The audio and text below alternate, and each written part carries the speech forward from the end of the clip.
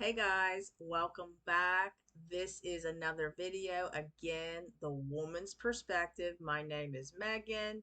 I hope everybody's having a wonderful day.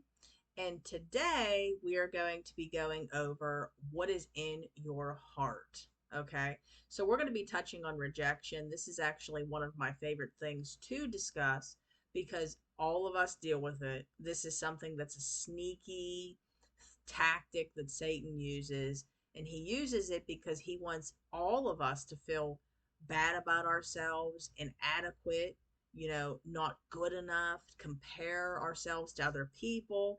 Rejection is like the root of everything else that we deal with on a daily basis. So, when it comes to rejection, it is something that is rooted, like it's like the root of so many different things: fear, pride, people pleasing. You know, there was so much that I studied on this topic, and we overlook this, but people that like are involved in drug abuse and addiction, sexual promiscuity, again, people pleasing, perfectionism, um, all of that is coming from wanting to feel acceptance. Isolation, people that isolate, that's another one. But it's rejection. Okay, so the root is rejection of all those things that take place. I used to think people just made these decisions to do things, but that wasn't it at all. What it really was rejection. So rejection is the thought that you have been rejected. It does not have to be true. Mostly the thought of rejection is the opposite of truth.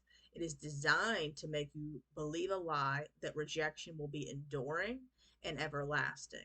The truth is, at one point or another, you will be rejected in your life and you cannot avoid it. How you deal with that rejection is where the power is. And it's true.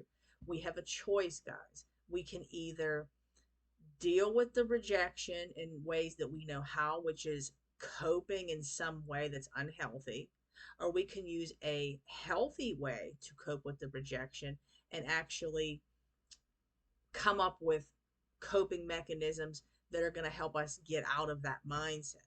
So, rejection is a natural part of life. It is feeling of being unwanted, excluded, which can come in many different forms. Not getting a job that you really wanted, or a promotion, or maybe getting broken up with for somebody else, cheated on. It can be maybe getting turned down for some type of plans that you had with a friend, or maybe not being as good at something as somebody else. It comes in so many different forms. Being told maybe you're not pretty enough, things like that. Whatever the case may be, rejection hurts, but it's important to remember that it doesn't define us. Okay? So, reframing from rejection. Instead of viewing rejection as a personal failure, try reframing it as an opportunity for growth and learning. You are not rejected in hate because of your flaws. Your flaws are accepted in love. And that's something. We all have flaws, guys. And oftentimes, people that point out your flaws, that don't want to look at their own flaws, that just shows right there that they're rejected. Because somebody that's truly, that knows their worth, their value, that's accepted, that feels acceptance, they're not going to point out your flaws. They're not going to respond that way. So you have to realize where it's coming from. It's insecurity. Okay, so do not behave like you are rejected. Celebrate the acceptance in your environment. Okay. It may sound cliche, but rejection truly can be a blessing in disguise. It pushes us out of our comfort zone and forces us to adapt and evolve. So, unforgettable acts that cause rejection: standing up for what you believe in when others believe something opposite, taking risks and trying new things that challenge your belief system, not conforming to society when you feel pressure to do exactly that, pursuing your passion and dreams at risk of not meeting the mark, being true to yourself and not compromising your values. Remember, these are all acts of bravery and should be celebrated. So do not fear rejection. Hold your back up and keep on doing what you need to do to conquer that. So something I always tell people when they ask about how can they get delivered from rejection, well, what I have found to do is you have to face that very thing. You got to face rejection head on, and that's how you're going to be delivered from it. Just like offense, fear. When you face fear, when you face offense, when you face your anxieties, that's how you will be delivered in that area. That's usually how it works, guys. And, a lot of us don't want to hear that, but it's usually the truth. Okay, so again, rejection may feel like a heavy weight on our hearts, but it's important to remember that we are not defined by it. Our worth and value come from within, not from external validation or acceptance. You are worthy just as you are, regardless of any rejections you may face in life. Embrace rejection as an opportunity for growth and learning, and never be afraid to stand up for what you believe in or pursue your passions. So, something that I've learned is a lot of us want to avoid confrontation with people. We want to be peacemakers, not we want to be peacekeepers, not peacemakers. I'm sorry.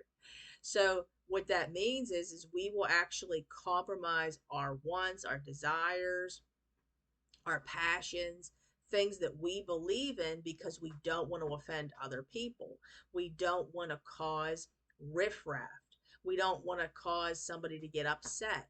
And all that's doing, guys, is not correcting the problem at all. Okay? As a matter of fact, eventually what's going to happen, especially when you're a people pleaser, which is rooted in rejection, somebody's going to get tired of walking on eggshells, okay? And then eventually you blow because nobody can deal with that. Nobody can deal with that constantly. We have to be able to express ourselves and know that there's nothing wrong with what we believe in.